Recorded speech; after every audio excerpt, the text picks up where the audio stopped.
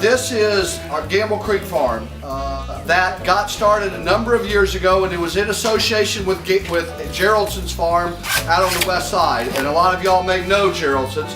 Community supported agriculture systems funded by the government, partially funded by the government, and they run, a lot of them run like Geraldson's ran, and like this ran for a while, where you get shares. You go in and for, was it $700 a year, Eric?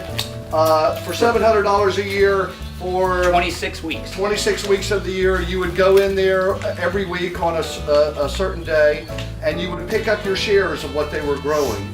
So it was a way to teach people about agriculture and get communities more involved and have more local, the whole local more movement. Carbon footprint, sustainability movement. How then we have a better model than the model that we've been on since World War II, really, when food got to be such a big, large productions and all. And so this was not making it, and they wanted to do something with it. They thought it was going to pull down the other one. They had about 300 shares over there of people doing that, and here they only had about 30. They were doing great things. You're going to see 1 acre. This is 26 acres here. 12 acres of it is organic, and the rest is not organic. We have 1 acre that you're going to see first right up here that is intense vertigrow, and you school me now if I say things wrong here. Okay. And then we have all the row crops over here. The 12 acres of organic is kind of the stuff on the left side as you go down, right? Correct. And we've got about 10% of the farm in production right now. The farm laid fallow for about 4 or 5 months, and it took some time to get it back together, so we didn't get a fall crop. Eric Geraldson's family is the biggest name small A agriculture in Manatee County. I think their modern history. His dad was revered, he taught, he was a PhD in soil chemistry.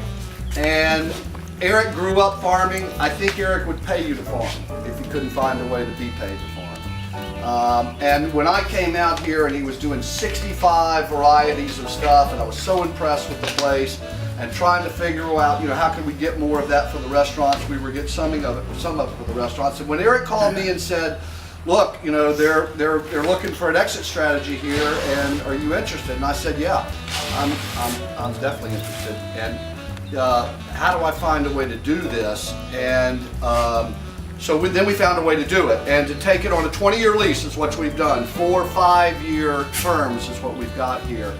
And then I felt like the dog that caught the bus, you know. Oh my God, you know, what do I know about farming? How do we do this? And Eric has really taken us and shown us that we can do this and we can make a success out of it. And what we want to do is to do this first and foremost for us.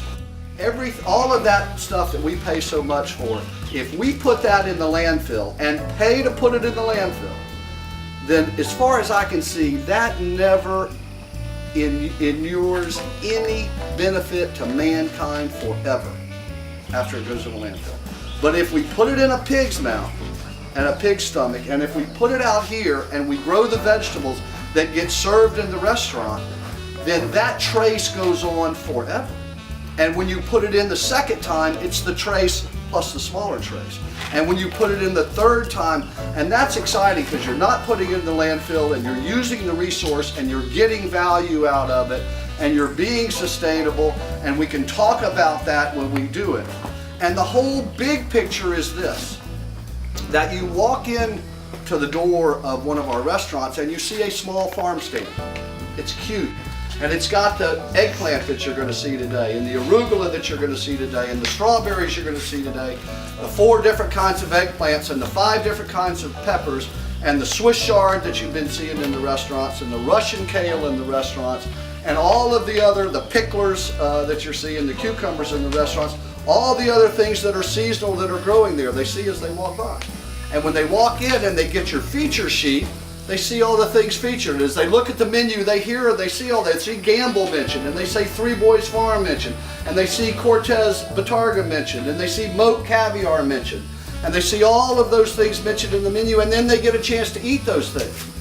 And then as they're going out the door, they can buy some of those things if they want to buy them fresh. And oh, by the way, then they could, instead of selling extreme green beans in our upscale Bloody Mary at the bar, The green bean in there came from animals.